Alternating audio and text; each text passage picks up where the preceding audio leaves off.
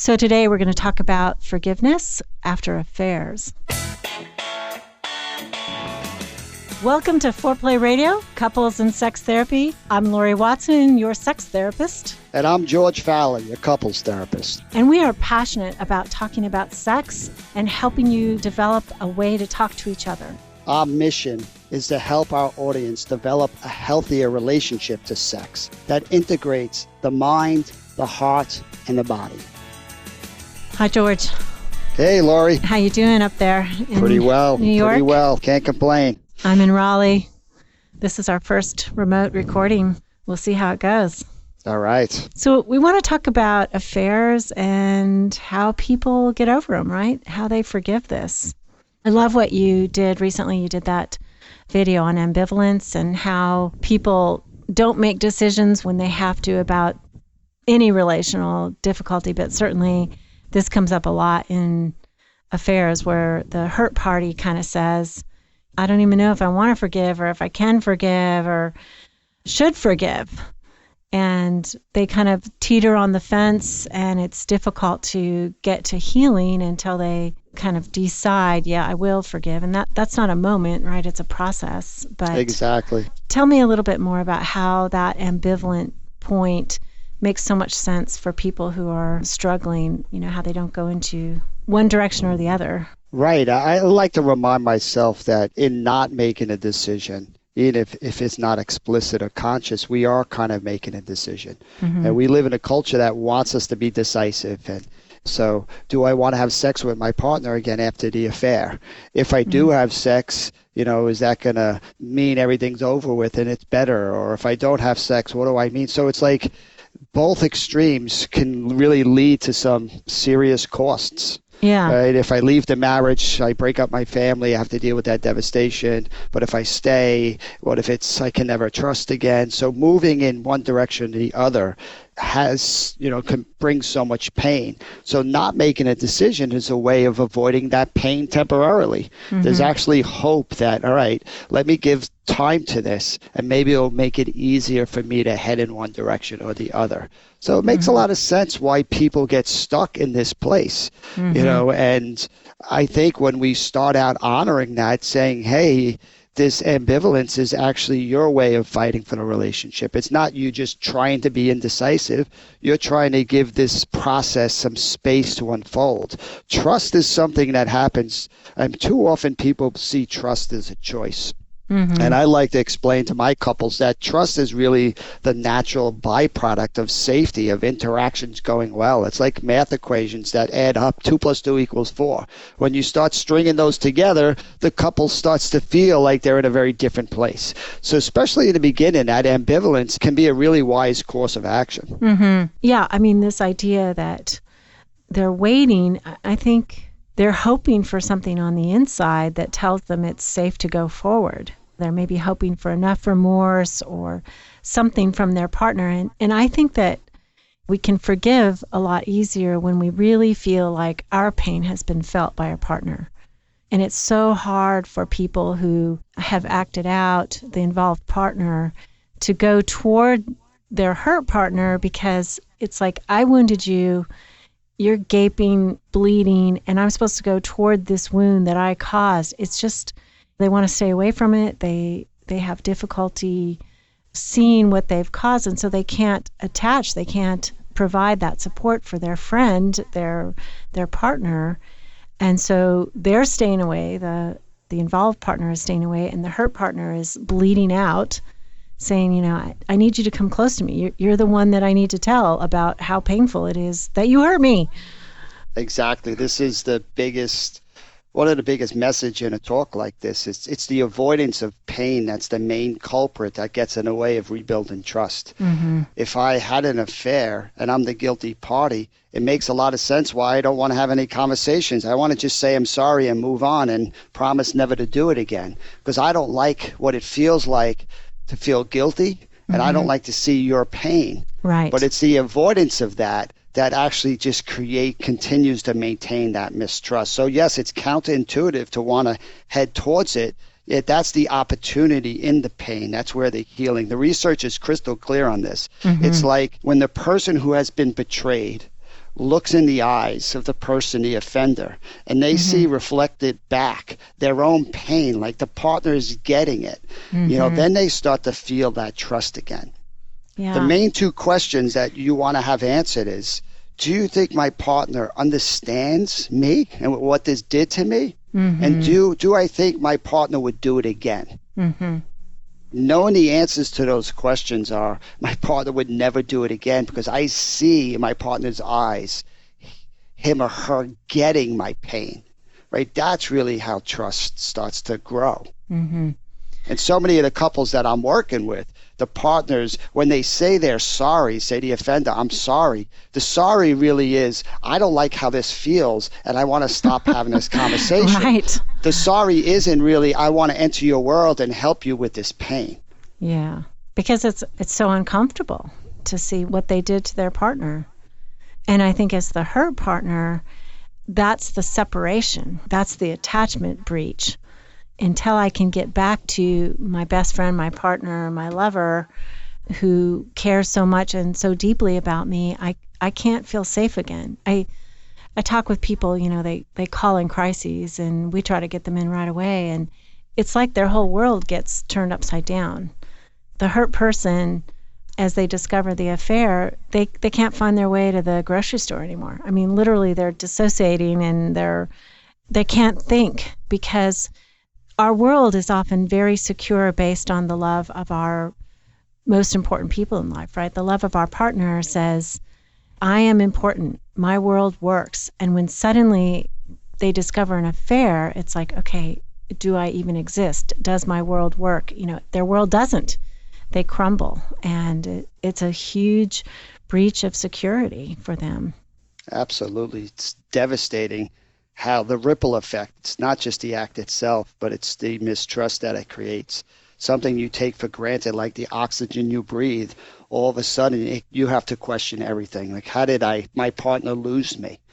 How were they able to kind of tuck me away somewhere and kind of do an act that's going to have this ripple effect, that's going to influence the kids and the family and our future and our past? I mean, yeah, it can hit on so many levels. That's why you need a process that allows, the best case scenario, when the fear comes, when these triggers come for the person hurt, the more that they can kind of ask for help.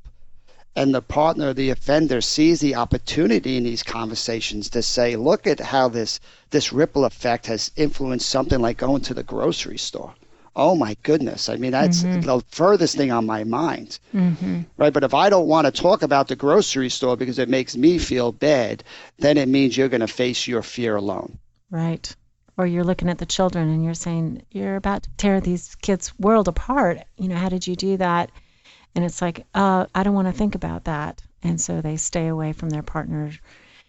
And then their partner feels, I can't change. I can't decide to go forward because I'm not going forward with you.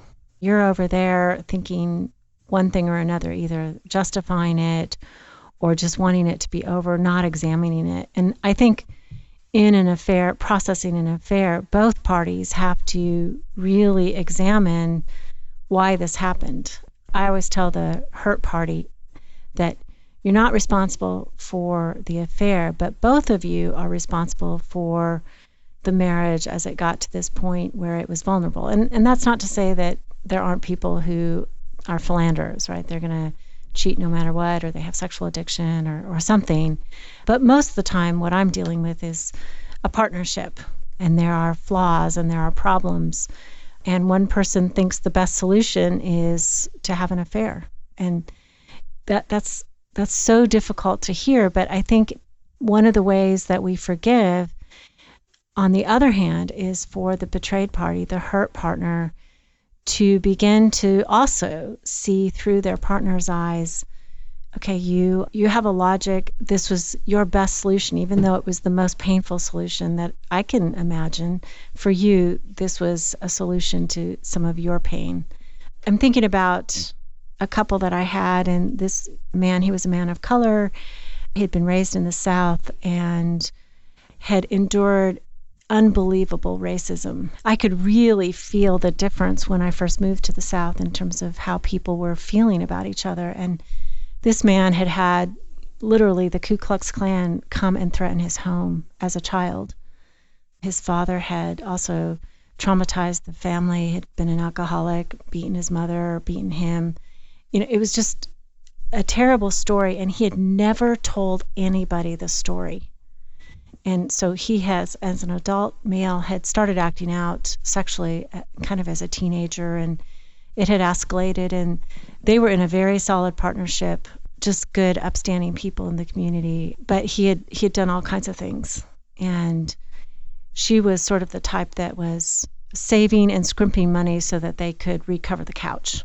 She was very frugal and careful about the way she managed their household, and he had spent a lot of money on escorts and prostitutes and things like that. And so he told both stories to her in my office, the story of his childhood traumas and the story of his sexual acting out. And it was the most beautiful moment I've ever seen, I think, in my room. When he was done, she looked at him and she was able to say, "I know you didn't do this to hurt me." There was so much grace and care. And she, got really angry and was appropriately really hurt. But it was like her first moment of grace. She was able, as a person, to put herself in her partner's shoes and see that there was also motives that were beyond the marriage, that his acting out and stuff. Both people kind of have to have eyes that it's not just you're a bad person and you did this to hurt me, you're selfish and you just took advantage of me and my ignorance by doing this, but that has to happen on the party who is hurt, and the person who is involved, like we've talked about, has to go into the pain.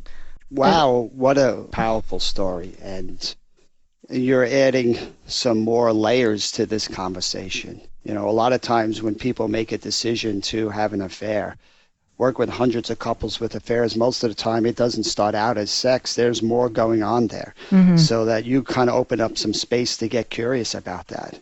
And when you talk about this African-American man's history, you start to see that there's also contextual issues that really influence the choices people make when they're marginalized and they got pressures that it's hard to really express. They show themselves in different ways. So I look forward to having more conversations about that to help people appreciate the many influences. It's not as simple as a choice sometimes. Right. It's not always just about the relationship. There are other things that happen, and that is one way, I think, to come to help us with forgiveness, is we can see that potentially there's cultural issues, there's trauma that our partner suffered as a child. There are, like, the classic midlife crises, right? Midlife crises, it's no joke. I mean, people feel a lot of pressure at that stage in life. It's like, do I really want to go forward with this? Is this enough for me? And all kinds of things are happening. They're looking at their careers, they're looking at their relationships. There's developmentally in our lives, there are lots of things that are happening that impact the choices that we make. So I'd love to come back and talk some more about withdrawers and pursuers as they struggle to forgive and their difficulties and how we can get there. I know you have an example of an affair that we can talk about and how this actually works out in a live relationship. So we'll come back with that. So Foreplay fam, I want to draw your attention again to Uberlube with the coupon Foreplay. Uberlube is the lubricant that I recommend to all my patients. I give samples when you come to see me. I use it myself. It's a long-lasting performance without that stickiness that comes with other lubes because it's silicone-based. It's scent-free, it's taste-free. It leaves your skin kind of silky and soft, which is great. It only has 4 ingredients. There's 3 types of high-grade silicone, and then there's a trace of vitamin E, which is really good for your skin. It doesn't impact your pH, your hormones. It doesn't cause allergic reactions. It's safe. It won't cause infections. It's recommended by thousands of doctors. I love it too, and it's made in the USA, yay. It has discreet and classy packaging, which to me, it seriously looks like a perfume bottle that you can put on the side of your bed. So please try Uberlube with the coupon Foreplay. That helps support our podcast. Hey, listen, man, Uberlube is a good thing. If it helps your partner, it helps you. Hey, I want to let you guys know all about George. He's written and contributed to several books, and I'd especially like to draw your attention to his book, Sacred Stress, a radically different approach to using life's challenges for positive change. His book is about a mission on how you adopt new strategies and turn stresses into a positive force in your life. And who among us doesn't live with a lot of stress these days? We'll keep you posted as to all he's doing. But George and other EFT therapists all around the country and the world hold couples retreats called Hold Me Tight, which is developed by Sue Johnson, and it helps secure your own relationship. If you'd like therapy with George, find him at georgefowler.com. Welcome back. All right, Laurie. So let's get into an example. Yeah. And most of the most typical affairs that I'm going to see is a couple at distance is starting to increase. The pursuer is getting a little bit more frustrated. Needs not being met. The withdrawers hearing messages of criticism. They don't want escalations. They start to disengage. That negative feedback, that cycle starts to take over the relationship. Yeah. That is, I will say, for forgiveness, an important pre-situation to see. And it's hard to see because people say, well, then I'm to blame for this. I didn't act out. But that's not what we're saying. They're not responsible for the choices their partner made about having an affair. But, affairs often don't happen in a vacuum, right? So what happened with your couple? Well, when you look at it, it's important to highlight what you're saying. When the levels of engagement in a relationship really start to go down and operate at a low level for a long period of time, the relationship is more at risk for an affair. Okay, say that again, because I absolutely agree with you. And, and people do this, and for many different reasons. I hear people come in and say, let's just put our relationship on hold and really pour our lives into these young kids. It's like, well, I'm sorry, but a relationship is not going to be sustained for the 3 or 4 or 5 years that your children are infants and toddlers without attention. It's beautiful that some people can do that and pull that off, right? They can put their needs aside and sacrifice and try to do what feels like the right thing to do and still not go outside the relationship. I mean, we want to applaud that.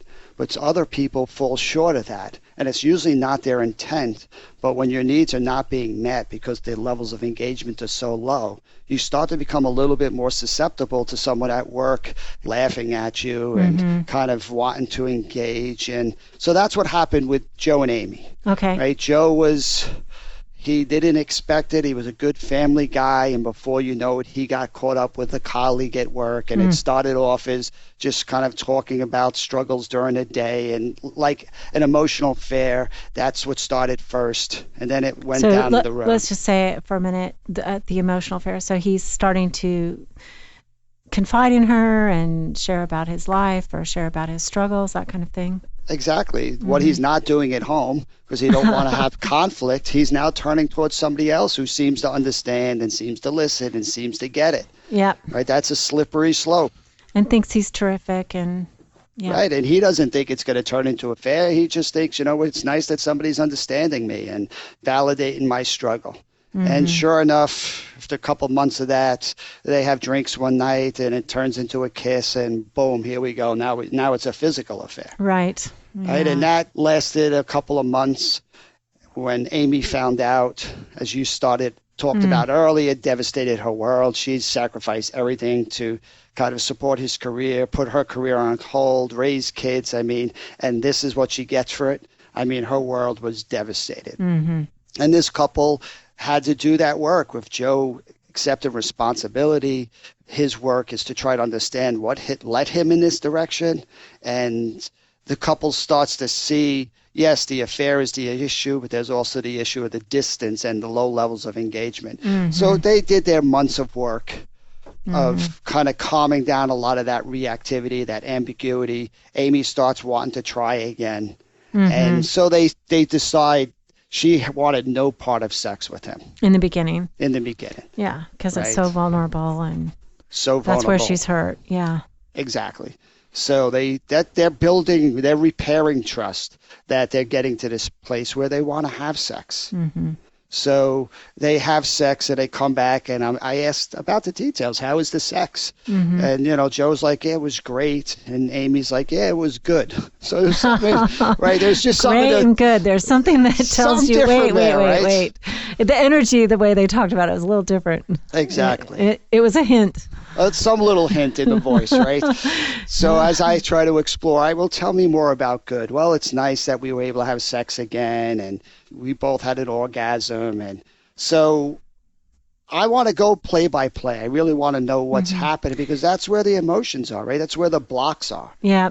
I think this is important to talk with our foreplay fam about, that in sex therapy, we actually do ask, and in couples therapy, we actually do ask about the actual sexual experience, not because we're voyeuristic, but because at different points, people have different feelings, and the body is where we heal people, both emotionally and sexually, like when they're in touch with those feelings. So yeah, I ask as well, like, okay, so what happened?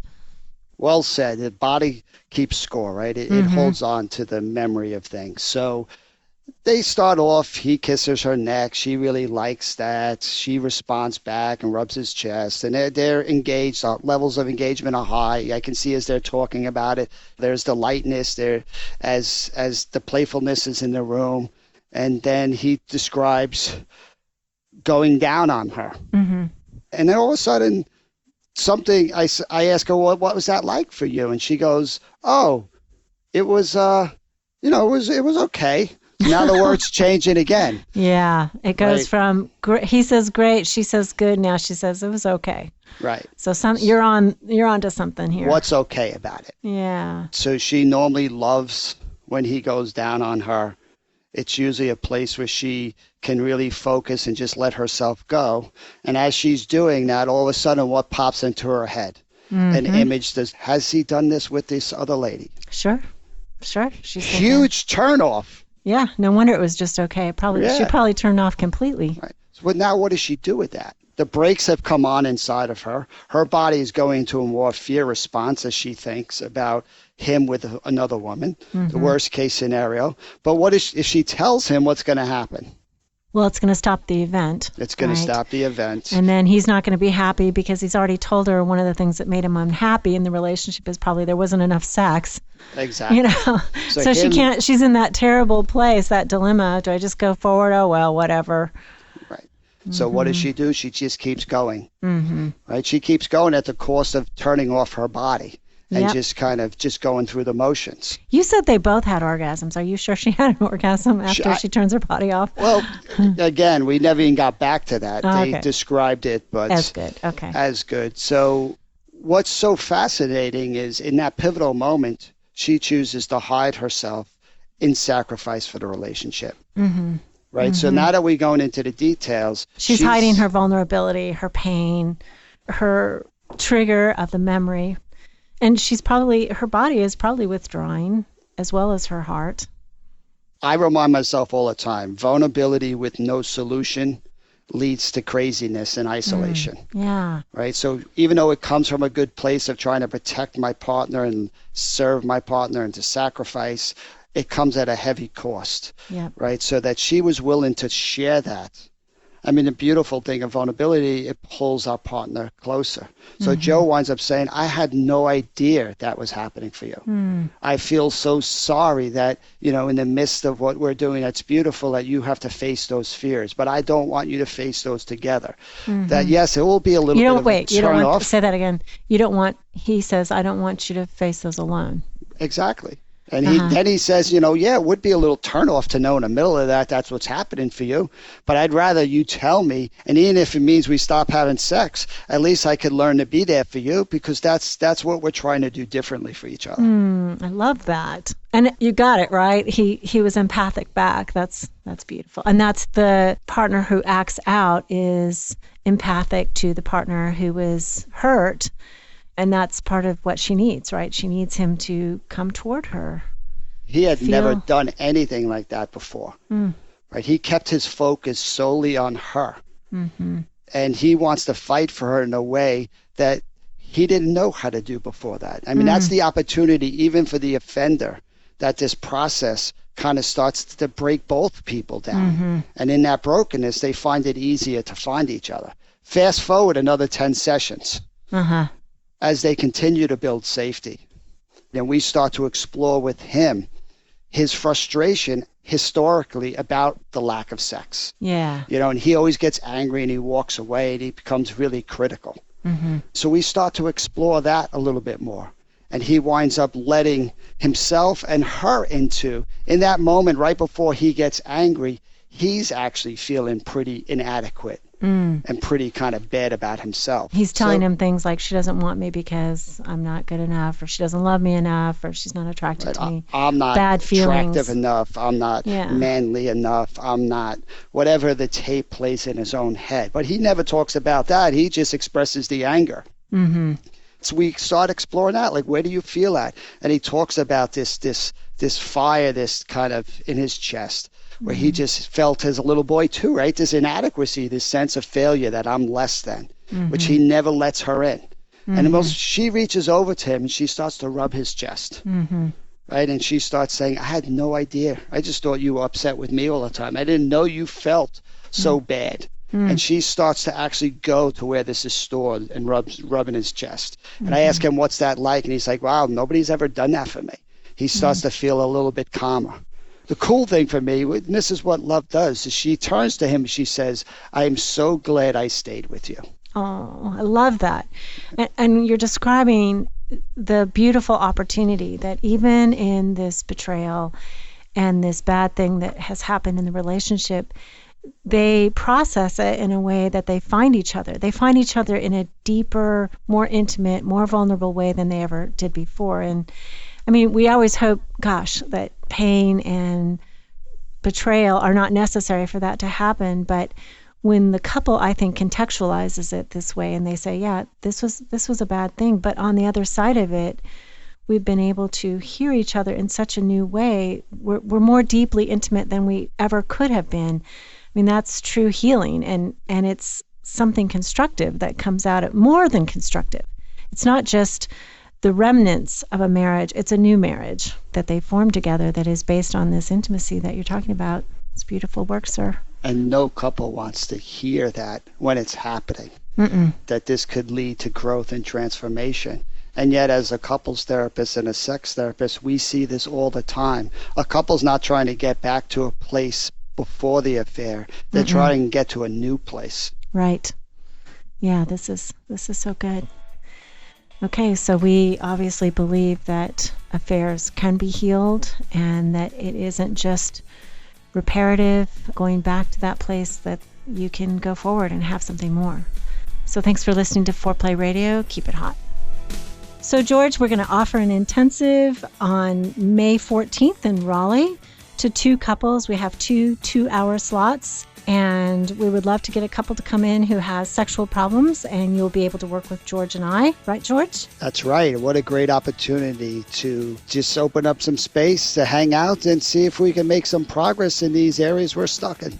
You can just reach us on Foreplay Radio by email and let us know if you're interested. There is a cost for both George and I, and we are videotaping this for our trainings that only are shown to students. Thanks so much. We look forward to seeing you there. And Foreplay family, I want you to know we had our highest download day ever, thanks to you. Our downloads are just increasing by leaps and bounds. We are so grateful for your sharing. Thank you again. Definitely subscribe. That helps our rankings in iTunes, which is important for us. Call in your questions to the Foreplay question voicemail. Dial 833-MY-4PLAY. That's 833-4-PLAY. And we'll use the questions for our mailbag episodes. All content is for entertainment purposes only and should not be considered as a substitute for therapy by a licensed clinician or as medical advice from a doctor.